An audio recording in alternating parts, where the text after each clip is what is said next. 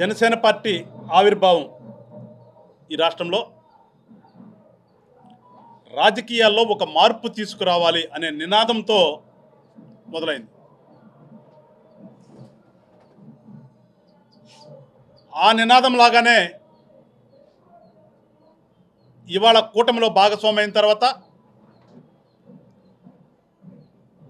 పరిపాలనలో కానీ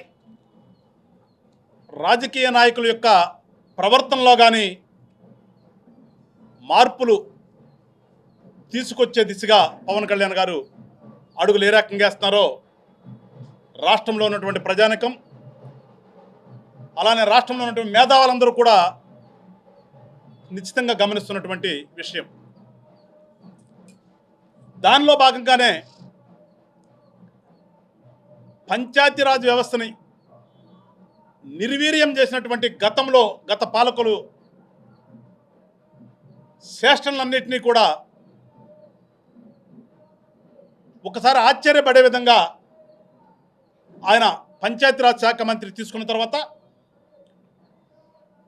మళ్ళా ఏదైతే పంచాయతీలు ఈ రాష్ట్రంలో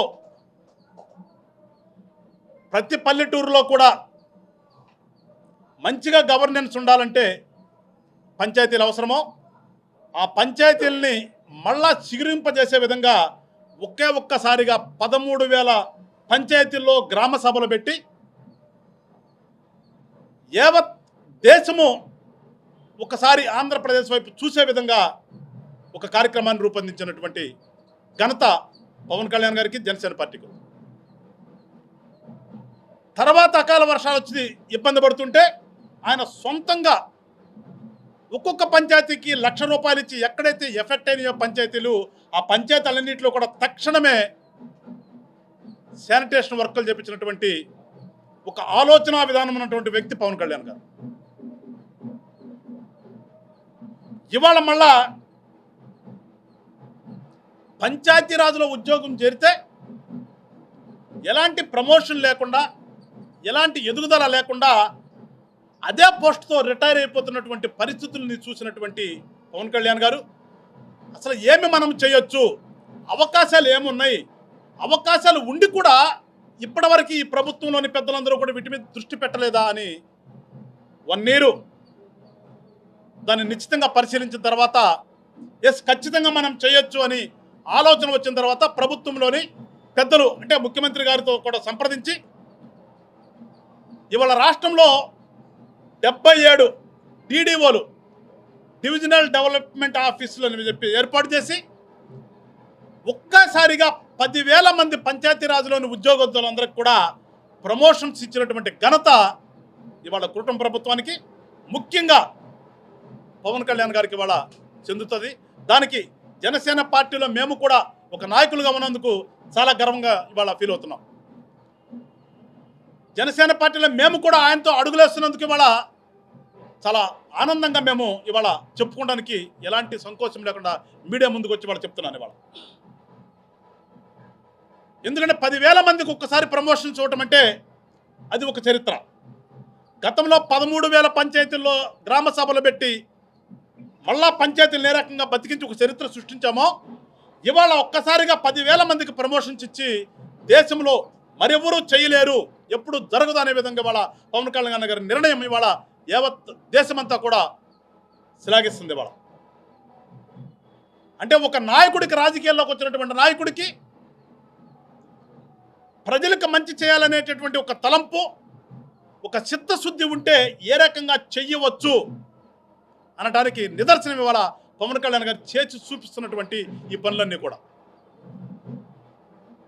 ఇవాళ వచ్చి మాట్లాడుతున్నారు, గతంలో పాలించినటువంటి వ్యక్తి ఏమి చేశారో అన్న విధంగా ఏమి చేశారో ఒకసారి బెంగళూరు నుంచి ఆంధ్ర రాష్ట్రంలో వచ్చి నేనేది ఇల్లు కట్టుకున్నాను అని చెప్తున్నావు కదా, ఆ తాడేపల్లిలో ఉండి ఒకసారి పరిశీలన చేస్తే ఆంధ్ర రాష్ట్రంలో ఏం జరుగుతుందో తెలుస్తుంది. ఎందుకంటే మీరు ఎట్లా అసెంబ్లీకి రారు, మీ నాయకులందరూ ఏదో సంతకాలని చెప్పేసి తిరుగుతున్నారు రోడ్లు అంటబడి. పాప ఆ సంతకాలను ఎవడు పెట్టట్లా, ఆ సంతకాల కోసం తిరుగుతున్నారు చెప్తే అసలు రాష్ట్రంలో పరిపాలన ఏ రకంగా జరుగుతుంది, రాష్ట్రంలో ఉన్నటువంటి నాయకులు ఏ రకంగా పరిపాలన చేస్తున్నారు అనేది ఒకసారి చూస్తే తెలుస్తుంది. గతంలో పరిపాలించినటువంటి జగన్మోహన్ రెడ్డి గారు మీరు ఏదో ఊరకనే క్రిటిసైజ్ చేయాలి, మనం అనాలి అని అనటం కాదు రాజకీయాలు. ఎప్పుడు కూడా ఎప్పుడు మేము జనసేనలో ఆ పని చేయలేదు. మీరు సక్రమంగా చేయనప్పుడు చేయలేదని చెప్పాం. ఏదైనా మంచి చేస్తే ఎస్ దీనివల్ల ఉపయోగపడిందని చెప్పాను చెప్తే ఊరకనే ఉన్నది మనకి ఎంతసేపు వాళ్ళని తిట్టడానికో, వాళ్ళని కొట్టడానికో, వీళ్ళని ఇబ్బంది పెట్టడానికో అనే నైజం జనసేన పార్టీది కాదు. జనసేన పార్టీ నాయకుడు పవన్ కళ్యాణ్ గారిది అంతకంటే కాదు. ఇవాళ ఉమ్మడి జిల్లా గుంటూరు జిల్లా తీసుకున్నా 7 సార్ల DDO ఆఫీసులు ఏర్పాటు చేయడం జరిగింది. మొన్న వర్చువల్గా ఓపెన్ చేయడం జరిగింది. వీటి వల్ల 16 రకాలైనటువంటి సేవలు ఇవాళ గ్రామ పంచాయతీల్లో ఉన్నటువంటి, మరీ ముఖ్యంగా చెప్పాలంటే పల్లెటూరు వాతావరణంలో పెరిగేటటువంటి ప్రజలకి, వాళ్ళ చదువుకున్న వాళ్ళు కొంతమంది ఉండొచ్చు, చదువు లేని వాళ్ళు కొంతమంది ఉండొచ్చు, వాళ్ళందరికీ ఇంటి ముంగిటికి ఇవాళ చేసే విధంగా ఇవాళ ఆఫీసులు ఏర్పాటు చేయడం జరిగింది. గతంలో మేము ఏదో పెట్టాం, వాలంటీర్లు పెట్టాం, సచివాలయాలు పెట్టాం, ఇళ్ళ పంపించామని చెప్పుకోవటం కాదు. అది ఎందుకు పంపించారో మీకు తెలుసు. మీ యొక్క స్వలాభం కోసం మీరు చేశారు. ఇవాళ ప్రజల యొక్క లాభం కోసం ఇవాళ పవన్ కళ్యాణ్ గారు ఈ DDOలను ఏర్పాటు చేశారు. తేడా రెండింటికి ఒకసారి గమనించండి అని చెప్పేసి గతంలో పరిపాలించినటువంటి ఈ వైఎస్ఆర్సీపీ పెద్దలందరూ కూడా చెప్తున్నాను. ఎప్పుడు కూడా ఉద్యోగస్తుడు హ్యాపీగా ఉంటే ప్రజలకు మంచి జరిగింది. ఉద్యోగస్తుడు ఎప్పుడు కూడా ఇబ్బంది పడకుండా ఎస్ నాకు సకాలంలో ప్రమోషన్ వచ్చింది, నాకు సకాలంలో జీతం వచ్చింది, నాకు సకాలంలో నాకు రావాల్సినటువంటి DL వచ్చినాయి అన్నప్పుడు అతను అదే హ్యాపీగా, అదే ఉత్సాహంతో ప్రజలకు కూడా పనిచేస్తాడు. ఎప్పుడైతే ఉద్యోగస్తుడు ఇబ్బంది ఉందో ప్రజలకు పనిచేయడు, లంచాలకు అలవాటు పడతారు, రకరకాలన్నీ చూస్తూ ఉన్నాం. కానీ ఇవాళ ఒక మార్పు తీసుకొస్తే ఆ మార్పు ఎన్ని రకాలుగా ప్రజలకు ఉపయోగపడిద్దో అన్ని రకాలుగా చేసి చూపించే ప్రయత్నం ఇవాళ పవన్ కళ్యాణ్ గారు ఆయన యొక్క శాఖ ద్వారా కూటమి ప్రభుత్వంలో చేసినందుకు, మేము కూటమి ప్రభుత్వంలో భాగస్వామ్యందుకు మేమందరం కూడా చాలా సంతోషిస్తున్నాం. ఎందుకంటే మా ఆశయం ప్రజలకు మంచి జరగాలి, మా ఆలోచన రాష్ట్రం అభివృద్ధి చెందాలి.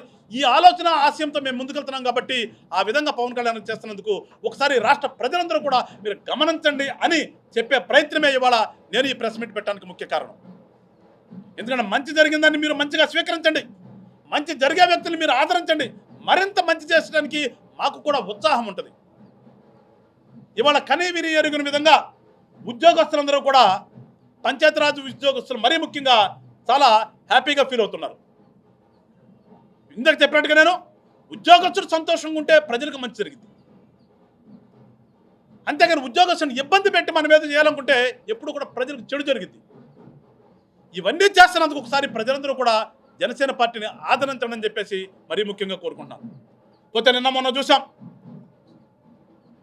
గతంలో పరిపాలన చేసినటువంటి జగన్మోహన్ రెడ్డి గారు సుదీర్ఘమైనటువంటి ప్రెస్ మీట్ ఏదో పెట్టి ఏదో మాట్లాడాలి కదా అని చెప్పేసి ఇష్టం వచ్చినట్టుగా మాట్లాడుతున్నాడు.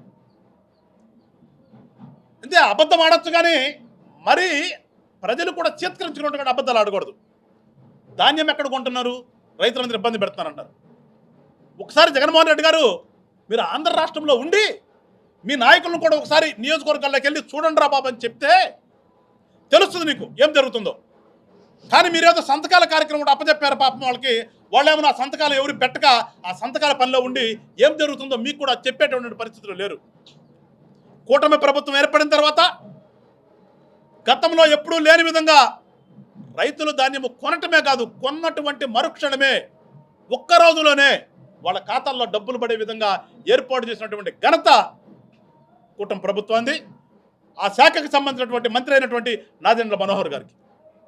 ఒక్కసారి చూడండి, వాళ్ళ సివిల్ సప్లై శాఖ ద్వారా ధాన్యాన్ని సేకరణ పెట్టుకున్న తర్వాత రాష్ట్ర వ్యాప్తంగా ఏ రకంగా మా నాదెండ్ల మనోహర్ గారు తిరుగుతున్నారో, ప్రతి RSK కేంద్రానికి వెళ్ళి పరిశీలించి అక్కడ ఏ రకంగా వాళ్ళ సిబ్బంది పనిచేస్తున్నారో చూస్తున్నటువంటి ప్రభుత్వంలోని పెద్దలు మీ కంటికి కనిపించరు. ఎందుకంటే మీరు అక్కడ కూర్చొని మాట్లాడతాం కాదు, మీరేదో మాట్లాడుతూ ఎందుకు మీకు ప్రభుత్వం ఇచ్చింది గాడిదలు గాయటానికి అన్నారు. ప్రభుత్వం ఇచ్చింది గాడిదలు గాయటానికో పని చేయడానికో మాకు తెలుసు, కానీ ప్రభుత్వం ఇచ్చింది నీకు లోపల కూర్చొని వీడియో గేమ్లు ఆడుకోవటం కాదు కదా. ఎందుకంటే నువ్వు వీడియో గేమ్లు ఆడుకుంటావని అందరూ కూడా అదే విధంగా ఉంటారనుకోవటం మీ యొక్క అపోహ, మీ యొక్క అజ్ఞానానికి అది ఒక మచ్చుతునక. జనమే వాళ్ళు హ్యాపీగా ఉన్నారు. రైతులు మరీ ముఖ్యంగా చూస్తే గతంలో మీరు మీద చేశాము, మేము అంత ఇచ్చాము ఇంత ఇచ్చామన్నారు. మీరు ఏమి ఇచ్చారో మీకు తెలుసు, ఏ రకంగా రైతులను ఇబ్బంది పెట్టారో మీ పార్టీ నాయకులకు తెలుసు. కానీ ఇవాళ మేము పార్టీ అనేది చుట్ల, రైతు కులం చుట్ల, రైతు అంటే రైతు అనే విధంగా ఇవాళ ఏ రకంగా మేము వాళ్ళకి ఏ రకంగా అయితే ప్రభుత్వం ఆదుకోవాలో ఆ రకంగా ఆదుకుంటున్నామో లేదో ఒక్కసారి మీరు ఏదైనా నియోజకవర్గం ఎంచుకుని ఆ నియోజకవర్గం చూస్తే మీకు తెలుస్తుంది. బెంగళూరు నుంచి విమానంలో వచ్చి తాడేపల్లిలో కూర్చుని వాళ్ళు ఎవరో రాసిచ్చినటువంటి స్క్రిప్ట్ చదివితే మీకు అర్థం కాదు జగన్మోహన్ రెడ్డి గారు. అందుకని ఒకసారి తెలుసుకుని మాట్లాడే ముందు ఏ రకంగా కూటమి ప్రభుత్వంలో నాయకులు ఈ రాష్ట్రం అభివృద్ధి కోసం, ఈ రాష్ట్రంలో ప్రజల కోసం, రైతాంగం కోసం కష్టపడుతున్నారో ఒకసారి చూస్తే తెలుస్తుంది. తప్పితే నీకులాగా వరదలు వచ్చినప్పుడు హైవే మీద టెంట్లు వేపించుకుని దాంట్లో కూలర్లు పెట్టుకుని దాంట్లో కార్పెట్లు పరిపించుకుని అక్కడి నుంచి అల్లంత దూరాన చూసేటటువంటి నైజం ఉన్నటువంటి నాయకులు కాదు మా వాళ్ళు. ఏదైనా రైతుల దగ్గరికి వెళ్ళాలంటే రైతు ఊర్లోకి వెళ్తాం, ఆ ఊర్లో నుంచి ఆ పొలము గట్టుకెళ్ళి ఆ గట్టు దగ్గర నుండి చూసి వచ్చే నాయకులు మా వాళ్ళు. కానీ మీకులాగా హైవేల మీద టెంట్లు వేపించుకుని కార్పెట్లు ఏసీలు పెట్టుకుని పలకరించి వచ్చే టైప్ మా నాయకులు కాదని చెప్పేసి మీరు ఒకసారి గుర్తెరగండి. ఆరోగ్యశ్రీ పథకం పడేసాం, రైతుల గురించి పట్టించుకోవట్లేదు, లా అండ్ ఆర్డర్ లేదు. అరే అసలు మీరు ఒకసారి కళ్ళు తెరిచి చూడండి అయ్యా బాబాని మేము చూడుతున్నాం. మీరు బయటకు రండి ముందు లోపల నుంచి. ఇంకా మీరు పరదాల్లోనే ఉన్నారు. ఇంకా గతంలో ముఖ్యమంత్రిగా ఉన్నప్పుడు పరదాలు కట్టుకున్నారు, వాడిపోయిన తర్వాత ఇంట్లో కూర్చుంటున్నారు తప్పితే మీరు బయట ప్రపంచాన్ని చూడట్లేదు.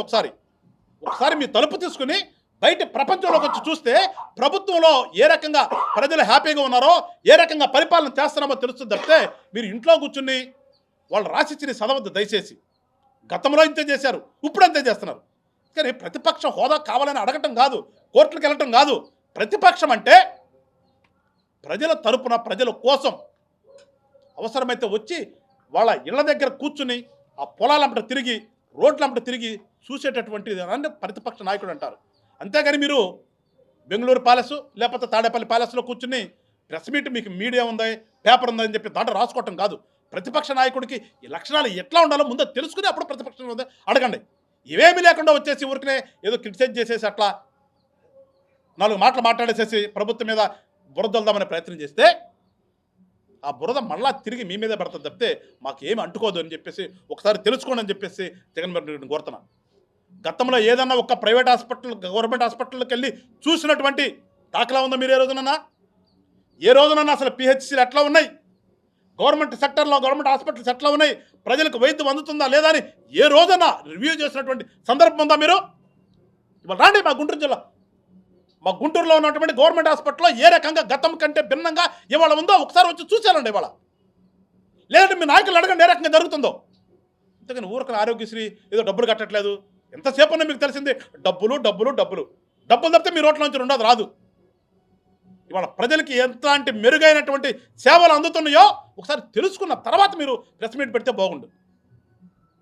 ఎడ్యుకేషన్ ఏ రకంగా ఇవాళ ముందుకెళ్తుందో తెలుసుకుని మాట్లాడితే బాగుండు.